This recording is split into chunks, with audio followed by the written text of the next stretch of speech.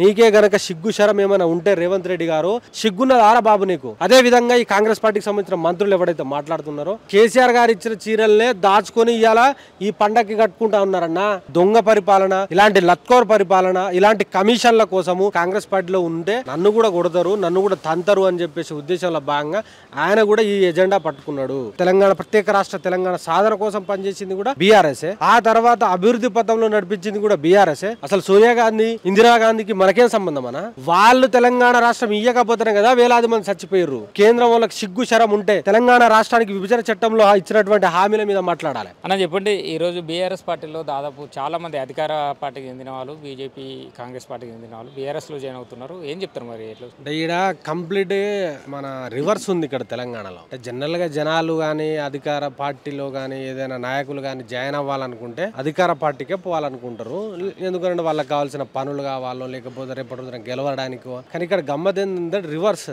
ఇవాళ తెలంగాణ రాష్ట్రంలో ఉన్నటువంటి ఏకైక పార్టీ బీఆర్ఎస్ పార్టీ, అది కూడా తెలంగాణ భవన్లోనే జాయిన్ అవుతున్నారు. ఎందుకు జాయిన్ అవుతున్నారు అని అంటే అధికారంలో ఉన్నటువంటి కాంగ్రెస్ పార్టీ ఫెయిల్ అయిపోయింది, కేంద్రంలో అధికారంలో ఉన్నటువంటి బీజేపీ పార్టీ ఫెయిల్ అయిపోయింది. కాబట్టి రేపటి రోజున ఈ తెలంగాణకు గానీ ఇక్కడ ఉన్నటువంటి నాయకులకు గానీ ఇక్కడ అస్తిత్వానికి ఎవరైనా రక్ష ఉన్నారు అని అంటే అది బీఆర్ఎస్ పార్టీ అని చెప్పేసి వాళ్ళకు జనాలు కూడా ఒక క్లారిటీ తోటి రావడము, క్లారిటీకి వచ్చేసారు. కాబట్టి బీఆర్ఎస్ పార్టీలోనే జాయిన్ అవుతున్నారు. రేపటి రోజున ఇంకా చూడండి మీరు, రేపటి రోజున వీళ్ళు స్థానిక ఎన్నికలు పెట్టకపోతే గనక కాంగ్రెస్ కి సంబంధించిన ఎమ్మెల్యేలు, కాంగ్రెస్ ఎంపీలు, బీజేపీకి సంబంధించిన కూడా మేము కూడా బీఆర్ఎస్ లో జాయిన్ అవుతామని చెప్పేసి వచ్చే అవకాశాలు ఉన్నాయి. వాళ్ళు కూడా ఇప్పటికి కూడా బేరాలు జరుగుతారు. వాళ్ళకి ఎందుకు అని అంటే అక్కడ ఏది లేదు, ఊళ్ళకి పోయిరనుకో చెప్పు తీసుకొని కొట్టే పరిస్థితి కనబడతా ఉన్నది.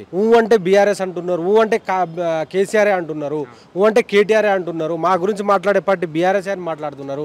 మా గురించి కొట్లాడింది బీఆర్ఎస్ పార్టీ అని చెప్పేసి ఇలా తెలంగాణ రాష్ట్రంలో ఉన్నటువంటి రైతాంగం మాట్లాడుతుంది, మహిళా లోకం మాట్లాడుతుంది, నిరుద్యోగ లోకం మాట్లాడుతుంది, కార్మిక లోకం మాట్లాడుతుంది, ఉద్యోగులు కూడా మాట్లాడుతున్నారు. ఈ ఒకటే ఒక నినాదము, తెలంగాణ కోసం నాడు తెలంగాణ ప్రత్యేక రాష్ట్ర తెలంగాణ సాధన కోసం పనిచేసింది కూడా బీఆర్ఎస్. ఆ తర్వాత అభివృద్ధి పథంలో నడిపించింది కూడా బీఆర్ఎస్. రేపటి రోజున కూడా మనం బంగారు భవిష్యత్తు కోసం, బంగారు తెలంగాణ కోసం కూడా బీఆర్ఎస్ ఉంటదని జన క్లారిటీ వచ్చింది. ఈవెన్ దో రేవంత్ రెడ్డికి సంబంధించిన వాళ్ళు కూడా క్లారిటీ తోటే ఉన్నారు. ఈవెన్ దో రేవంత్ రెడ్డి కూడా క్లారిటీ తోటే ఉన్నాడు. కాబట్టి అంత క్లారిటీ తోటే ఉన్నారు కాబట్టి వాళ్ళు పంచాయతీ ఎలక్షన్లు పెడతలేరన్న. మున్సిపాలిటీలు కొన్ని మున్సిపాలిటీలలో అయిపోయింది వాళ్ళ యొక్క టెన్యూర్. పంచాయతీ ఎలక్షన్లు పెట్టక 2 years దాటిపోయింది. వాళ్ళు utterly fail. This government is totally utterly fail. అంటే ప్రభుత్వం ఏర్పడి దాదాపు ఇప్పటికే 2 సంవత్సరాలు అవుతుంది. మరి 6 గ్యారెంటీలు అమలు చేస్తున్నాం, మేమే అధికారంలో 10 ఏళ్ళు ఉంటాం, 15 ఏళ్ళు ఉంటాం అని చెప్పి రేవంత్ రెడ్డి గారు అక్కడక్కడ మాట్లాడుతున్నారు. మరి అన్న సహదేవ్ గారు మీకు ఒకటి చెప్తానండి, వీళ్ళు అధికారంలోకి రాకముందేమో వీళ్ళ స్పీడ్ ఎట్లున్నది తెలుసా? 5G 6G నెట్ ఎట్లా తిరుగుతుంది, ఫుల్ స్పీడ్ ఉండే. అధికారంకి వచ్చిన తర్వాత వీళ్ళది 2G కూడా లేదనా. అంత బఫర్ అవ్వడు టైపు వీళ్ళది. కనీసం అవగాహన లేదు వీళ్ళకు. వీళ్ళు ఇచ్చిన 6 గ్యారెంటీలకు ఎటు పోయినాయో తెలియదు, 420 హామీలు ఏడికి పన్నాయో తెలియదు. కనీసము ఒక్కటి కూడా వీళ్ళు ఇచ్చిన హామీలలో నెరవేర్చిన దాఖలాలు లేవు. అందుకోసమే ఇలా ముఖం లేక ఊళ్ళకి పోతే మా మీద మహిళా మనులు అందరూ చెప్పులు ఇసిరేస్తారు, చీపుర్లు ఇసిరేస్తారు అని చెప్పేసి ఇవాళ ఓట్లు లేని స్థానిక సంస్థలు పెట్టట్లేదు వీళ్ళు. ఎట్ ద సేమ్ టైము నిరుద్యోగులు మమ్మల్ని ఉరికిచ్చి కొడతారు. మొన్నటికి మొన్న జరిగిన నేపాల్ తరహాలో ఇక్కడ ఉద్యమం జరుగుతుంది, 100కు 10,000% జరుగుతుంది. ఎందుకు జరుగుతుంది అని అంటే తెలంగాణ రాష్ట్రంలో ప్రతి ఒక్కరు ప్రశ్నిస్తారన్న, గుర్తుపెట్టుకోండి. ఇక్కడున్న ఈ నేలలో పుట్టిన ప్రతి ఒక్క పౌరుడికి ఆ పౌరుషం ఉంటది. పుట్టిన ప్రతి ఒక్కడు ప్రశ్నిస్తాడు. ఇక్కడ చాలా రకాల ఉద్యమాలు జరిగినాయి. రేపటి రోజున ఇలాంటి దొంగ పరిపాలన, ఇలాంటి లత్కోర్ పరిపాలన, ఇలాంటి కమిషన్ల కోసము, ఇలాంటి వీళ్ళ యొక్క ఆక్రమణల కోసము, అక్రమాల కోసము వీళ్ళు చూసుకుంటే మాత్రం రేపటి రోజున తెలంగాణ రాష్ట్రంలోని యువత నిలబడుతుంది. వీళ్ళను ఇళ్లలో దాక్కున్నా కూడా బయటకు వచ్చి లాక్కొచ్చి ఉరికిస్తారు వీళ్ళు. నిరుద్యోగుల విషయం అన్నారు కాబట్టి మొన్న సెప్టెంబర్ 17వ తారీఖు అధికార పార్టీకి చెందిన కొంతమంది ఎమ్మెల్యేలు, అంటే ఒక ఎమ్మెల్యే రాజగోపాల్ రెడ్డి గారు నిరుద్యోగులతో పెట్టుకుంటే ఏ పార్టీ అధికారంలో ఉండదు, ఇప్పటి వరకు 2 లక్షల ఉద్యోగాల విషయం కూడా మాట్లాడింది. ఆయన క్లారిటీ ఉంది, ఆయనకు తెలుసు, ఆయనకు క్లారిటీ ఉన్నది కాబట్టి కాంగ్రెస్ పార్టీని బైపాస్ చేసి ఇప్పుడు కాంగ్రెస్ పార్టీలో ఉంటే నన్ను కూడా కొడతారు, నన్ను కూడా తంతరు అని చెప్పేసి ఉద్దేశంలో భాగంగా ఆయన కూడా ఈ ఎజెండా పట్టుకున్నాడు. ఆయన రాజగోపాల్ రెడ్డికి నిజంగా నిరుద్యోగుల మీద చిత్తశుద్ధి ఉంటే, నిజంగా నిరుద్యోగుల మీద గౌరవం ఉంటే, నిజంగా నిరుద్యోగులను ఆయన గౌరవిస్తే రాజీనామా చేయాలి. రాజీనామా చేసి నిరుద్యోగుల తరపున నువ్వు నిలబడు, మళ్ళీ మేమే గెలిపించుకుంటాం, నిలబడు. ఆ ధైర్యం చేయాలి తప్ప ఇవాళ పొద్దుగా లేస్తే ఆయనతో డైవర్ట్ చేసి ఈయనతో డైవర్ట్ చేసి ఎంత డైవర్ట్ పాలిటిక్స్ లేక కనబడతా ఉన్నది. నీకు చిత్తశుద్ధి ఉంటే, నీకే కనుక నిరుద్యోగుల మీద ప్రేమ ఏమైనా ఉంటే రాజీనామా చెయ్యి, స్పీకర్ ఫార్మాట్లో రాజీనామా చేసి చేసుకొని బై ఎలక్షన్లో నిలబడు, మేమే వచ్చి నీకోసం ప్రచారం చేస్తాం, నిన్ను మళ్ళా గెలిపించుకుంటాం. అది ఈ బతుకమ్మ గురించి ఏం చెప్తారు? దాదాపు ఇక 3-4 రోజులు అవుతుంది బతుకమ్మ సంబరాలు ఘనంగా ఇస్తున్నామని చెప్పి అవతల కాంగ్రెస్ పార్టీ చెప్తుంది. ఎట్లుండే బీఆర్ఎస్ అధికారంలో ఉన్నప్పుడు ఎట్లుండే, ఇప్పుడు ఎట్లుంది అన్న? బీఆర్ఎస్ అధికారంలో ఉన్నప్పుడు నా తెలంగాణ రాష్ట్రంలో ఉన్నటువంటి ప్రతి మహిళా మనులకు చీరలు ఇచ్చేది, బతుకమ్మ చీరలు ఇచ్చేది, వాళ్ళకి కావాల్సిన సరుకులు ఇచ్చేది. వాళ్ళు ఇంట్లో మనవాళ్ళు కానీ మనవరాళ్ళు కానీ హాలిడేస్కి వస్తే వాళ్ళకింత మన అప్పాలు చేయడము, లేకపోతే పిండి పదార్థాలు చేయడము అట్లాంటివి చేసి ఆ ఇల్లు సంతోషంగా గడిపేది వాళ్ళు. కానీ ఇవాళ ప్రతి ఇల్లు బోసిపోయింది, కనీసం ఏమి ఇయ్యని దాఖలాలు కనబడతా ఉన్నాయి. ఊళ్ళలేకపోతే వాళ్ళు మీరు అన్నట్టు ఏదో 2 చీరలు ఇస్తాము, అది కూడా డ్వాక్రా మహిళలో ఉన్న వాళ్ళకే ఇస్తాము అని అంటే మిగతా వాళ్ళు తెలంగాణ వాళ్ళు కాదా? లేకపోతే మిగతా వాళ్ళేమో ఇది కాదా, అసలు మహిళలు కాదా? ఏం మాట్లాడుతూ ఉన్నారు వీళ్ళు? సోయి లేకుండా మాట్లాడు. ఇప్పుడు నీకే గనక దమ్ము ధైర్యం ఉంటే, నీకే గనక సిగ్గు శరం ఏమైనా ఉంటే రేవంత్ రెడ్డి గారు, అదేవిధంగా ఈ కాంగ్రెస్ పార్టీకి సంబంధించిన మంత్రులు ఎవరైతే మాట్లాడుతున్నారో, దసరా స్టార్ట్ ఆల్రెడీ ఈ మాసాలు స్టార్ట్ అయిన 4 days అయింది, ఇంకెప్పుడు ఇస్తావయ్యా నువ్వు? ఇంకెప్పుడు ఇస్తావు? గతంలో బీఆర్ఎస్ నాసిరకమైన చీరలు ఇచ్చిందంట, వాళ్ళు 800 విలువ చేసి చీరలు ఇస్తారు అన్న. ఆ చీరలనే కేసీఆర్ గారు ఇచ్చిన చీరలనే దాచుకొని ఇవాళ ఈ పండక్కి కట్టుకుంటా ఉన్నారన్న. ఈ పండక్కి కట్టుకుంటా ఉన్నారు. కేసీఆర్ గారు అప్పుడు ఇచ్చిన చీరలనే నాసిరకం అయితే అవి ఎందుకు దాచుకుంటారు? వాటిని మళ్ళీ ఇప్పుడు పిండుకొని ఐరన్ చేసుకొని అయ్యే చీరలు కట్టుకుంటున్నా ఉన్నారు నా తెలంగాణ రాష్ట్రంలో మహిళలు. వీళ్ళు ఇస్తా అని చెప్పారు, కనీసం ఎక్కడ కూడా ఇవ్వట్లేదు కదా. అంటే ఆ చీరలు కూడా ఇందిరమ్మ పేరు మీద ఇస్తారని చెప్పి అక్కడిక్కడ సోషల్ మీడియాలో వినిపిస్తుంది.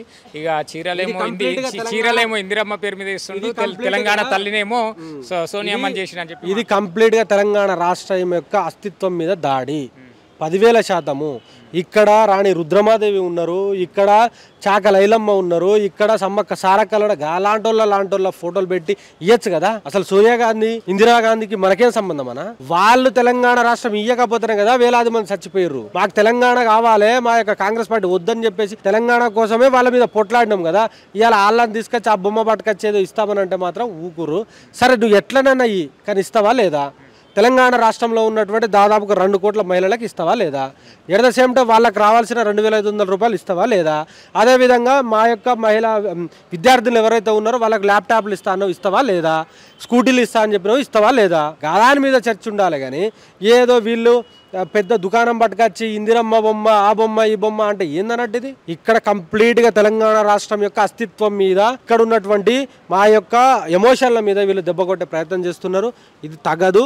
ఇది ప్రతి ఒక్క తెలంగాణలో ఉన్నటువంటి ప్రతి ఒక్క పౌరుడు, ప్రతి ఒక్క మేధావి వర్గము, ప్రతి ఒక్క జర్నలిస్టులు దీన్ని గమనిస్తూ ఉన్నారు. కొన్ని రోజుల్లో జూబ్లీస్ బై ఎలక్షన్స్ అయితే రాబోతున్నాయి. ఎలా ఉండబోతుంది? కొన్ని సర్వేలు, చాలా సర్వేలు బీఆర్ఎస్కి అనుకూలంగా అనిపిస్తున్నాయి. మరి అధికారంలోనేమో కాంగ్రెస్ పార్టీ ఉంది. ఎలా ఉండబోతుంది అన్న? నీకు క్లారిటీగా ఎట్లా చెప్పాలంటే, ఇప్పుడు వీళ్ళకు గత్యంతరం లేకనే ఎలక్షన్లు అర్థమైందా? ఎందుకు అని అంటే మాగంటి గోపీనాథ్ గారు చనిపోయారు. 100కు 200% ఎలక్షన్లు వస్తాయి 6 నెలల్లో. ఇవి స్థానిక సంస్థల లెక్క ఆపేటట్టు ఉండదు కాబట్టి వాడు కంపల్సరీ పోవాల్సిందే. ఇప్పుడు బీఆర్ఎస్ పార్టీ చేసినటువంటి నాడు పురపాలక శాఖ మంత్రి అయినటువంటి కేటీఆర్ గారు చేసినటువంటి అభివృద్ధి పనులు జూబ్లీ హిల్స్ కాన్సెన్స్లో మెండుగా కనబడతా ఉన్నాయి, కళ్ళకు కద్దినట్టు కనబడతా ఉన్నాయి. At the same time Maganti Gopinath గారు ప్రజల మనిషి, నిరుపేదల మనిషి, స్లమ్లో తిరుగుతాడు, ఆయన బస్తీలలో తిరుగుతాడు, నీలాంటి వాళ్ళతో అందరితోటి కలిసిపోయే మనిషి కాబట్టి 100కు 200% వారికే ఓటేస్తారు. వారికి సంబంధించిన బీఆర్ఎస్ పార్టీకే ఓటేస్తారు, గెలుస్తారు. వీళ్ళు తెలంగాణ రాష్ట్రంలో ఉన్నటువంటి దాదాపుగా 16 మంది మంత్రులు, వీళ్ళకి సంబంధించిన 60-70 మంది ఎమ్మెల్యేలు, వీళ్ళకి సంబంధించిన 60 మంది కార్పొరేషన్ చైర్మన్లు, వీళ్ళకి సంబంధించిన మొత్తము కాంగ్రెస్ పార్టీకి ఒక 60 మందికి సంబంధించిన ఒక స్టేట్ కమిటీ ఉన్నది. వాళ్ళందరూ కాలికి బలపం కట్టుకొని ఆ యొక్క ఊరు, ఆ యొక్క గడప, ఆ డివిజను, ఇల్లు ప్రతి ఒక్క ఓటర్ని తట్టినా కూడా ఈ యొక్క మొఖాల మీద ఉంచుతారు తప్ప వీళ్ళకి ఓటేయారన్నా. ఎందుకు ఓటేయాలి? వీళ్ళకు ఎందుకు ఓటేయాలి? నాలాంటి నిరుద్యోగులకు మోసం చేసినందుకు ఓటేయాలన్నా? ఈ యొక్క హైదరాబాద్లో తిరుగుతున్నటువంటి ఆటో కార్మికులకు మోసం చేసినందుకు ఓటేయాలన్నా? ఈ హైదరాబాద్లో పనిచేస్తున్నటువంటి మహిళలకు 2500 ఇస్తా అని చెప్పి ఇయ్యనందుకు ఓటేయాలన్నా? తులం బంగారం ఇస్తా అని చెప్పి ఇయ్యనందుకు ఓటేయాలన్నా? అదేవిధంగా ముస్లిం మైనార్టీ వాళ్ళకు ఇస్తా అని చెప్పిన హామీల గురించి ఇంకా ప్రధానంగా గుర్తుపెట్టుకోండి. ఒకటి మీరు గుర్తుపెట్టుకోండి, యాదవ సామాజిక వర్గానికి సంబంధించిన వాళ్ళకి ఇవ్వాలా? మంత్రివర్గంలో స్థానం లేదు. మా యొక్క గిరిజన లంబాడలకు సంబంధించిన వాళ్ళకి మంత్రివర్గంలో స్థానం లేదు. At the same time Hyderabad అంటేనే తెలంగాణకి ఒక బ్రాండ్ ఇమేజ్, ఇది ఒక గుండెకాయ లాంటిది. ఈ హైదరాబాద్లో మొత్తం దాదాపుగా 20 మంది ఎమ్మెల్యేలు ఉంటే కనీసం ఒక్కరు కూడా నీకు మంత్రికి అర్హత కలిగిన లేరా? దేనికోసం వేయాలి నీకు? ఇక్కడ ప్రాంత ప్రజలు, ఇక్కడ జూబ్లీ హిల్స్కి సంబంధించిన వాళ్ళు ఎవరిని అడగాలి? నాకు సంబంధించిన వాడు ఒక మంత్రి ఉండాలి కదా, ఆ మంత్రి ఎక్కడ పోయిండు? దేనికోసం ఓట్లు వేయాలి? ప్రతి ఒక్కరు గమనిస్తారు, కీన్గా అబ్జర్వ్ చేస్తారు. ఇక్కడ ప్రజలు 100కు 200% వీళ్ళకు చెప్పు తీసుకొని కొట్టిన సమాధానం వీళ్ళు జూబ్లీ హిల్స్లో. కేంద్రం గురించి ఏం చెప్తారు? జిఎస్టీ సంబరాలు చేసుకుంటుంది, సామాన్యులను దృష్టిలో పెట్టుకుని ధరలు తగ్గించడం చెప్పి సంబరాలు చేసుకుంటుంది, ఏం చెప్తారు? వీళ్ళకు ఇప్పుడు వీళ్ళ కేంద్రంలో దాదాపుగా వీళ్ళు వచ్చి 11 సంవత్సరాలు అవుతుంది. 11 సంవత్సరాలు అని అంటే మీరు అప్రాక్స్గా లెక్క పెట్టుకుంటే 200 నెలలు, 200 నెలలు, దాదాపుగా 200 నెలలు అయిపోయింది. 200 నెలలకి ఈయన మొన్న వీళ్ళందరూ ఏమంటారు, 3 నుంచి 4 వేల రూపాయలు సామాన్యులకు మేము తగ్గించినాము అని చెప్పి. అంటే ఇన్ని నెలలు దోచుకున్నావు కదా, బాజాబ్తగా సిగ్గు ఉండాలి కదా నీకు. ఇన్ని నెలలు మరి దోచుకున్నా అని చెప్పేసి ఇండైరెక్ట్గా చెప్తున్నావు కదా నువ్వు. జిఎస్టీ ద్వారా నువ్వు 4-5 వేల రూపాయలు ప్రతి సామాన్యుని కుటుంబం నుంచి వెళ్ళి దోచుకున్నావా లేదా? ఇవాళ తగ్గించినా అని చెప్పేసి మాట్లాడతావు. అరే బాబు, ఇవాళ నీకు కేంద్రం వాళ్ళకి సిగ్గు శరం ఉంటే తెలంగాణ రాష్ట్రానికి విభజన చట్టంలో ఇచ్చినటువంటి హామీల మీద మాట్లాడాలి. బయ్యార ఉక్కు ఫ్యాక్టరీ గురించి మాట్లాడాలి. ఎట్ ద సేమ్ టైము మా coach factory, Warangal coach factory గురించి మాట్లాడాలి. నా తెలంగాణ రాష్ట్రానికి రావాల్సిన ఐఐఎంల గురించి మాట్లాడాలి, ఐసర్ల గురించి మాట్లాడాలి, ఐఐటీల గురించి మాట్లాడాలి, తెలంగాణ రాష్ట్రానికి రావాల్సిన నవోదయ స్కూళ్ళ గురించి మాట్లాడాలి, తెలంగాణ రాష్ట్రానికి రావాల్సినటువంటి విభజన చట్టంలో పెట్టినటువంటి హామీల గురించి మాట్లాడాలి, నా బడ్జెట్ గురించి మాట్లాడాలి, నా మన అక్కడ ప్రాజెక్టులో 10 మండలాలకు సంబంధించిన ఆ ఊళ్ళ గురించి మాట్లాడాలి. ఆ సోయి లేకుండా నేను గజ్ చేస్తా, ఇది చేస్తా, 3000 తగ్గించిన సిగ్గున్నది ఆరా బాబు నీకు? దేశంలో బ్రదర్ ప్రతి ఒక్కరు బీహార్లో కూడా జనాలు కూడా చాలా వాళ్ళు తెలివిగానే ఉన్నారు. వాళ్ళు 100కు 200% తెలివిగానే ఉన్నారు. నువ్వేం తెలంగాణ రాష్ట్రానికి ఉద్ధరించింది లేదు, బీజేపీకి పార్టీ తీసుకొచ్చింది లేదు. ఇక్కడ వరదలు వస్తే మాట్లాడరు వీళ్ళు, మూసీకి సంబంధించిన దౌర్జన్యం ఈ కాంగ్రెస్ పార్టీ చేస్తే మాట్లాడరు వీళ్ళు, ఎడతసేపు హైడ్రాకి సంబంధించిన వాళ్ళు ప్రతి ఒక్కరు కూలుస్తూ ఉంటారు, పేదల ఇల్లు గూల పెడతా ఉంటే మాట్లాడరు వీళ్ళు. నిరుద్యోగులకు సంబంధించిన గ్రూపుల్లో మొత్తం పోస్టులు అమ్ముకున్నారు అని అంటే బీజేపీ మాట్లాడాడు. రైతులకు రావాల్సిన రైతు బంధు గురించి మాట్లాడరు వీళ్ళు, రైతు బీమా గురించి మాట్లాడరు వీళ్ళు, రైతు రుణమాఫీ జరగలేదు అని అంటే ఇక్కడ ఉన్నటువంటి 2 మంత్రులు మాట్లాడరు, 8 మంది ఎంపీలు మాట్లాడరు. ఈ గాడిదలు మళ్ళీ వచ్చి 3000 నుంచి 4000 రూపాయలు తగ్గించడం చెప్పేసి వీళ్ళు మాట్లాడతారు. ఏం సిగ్గున్నదానా వీళ్ళకి అసలు?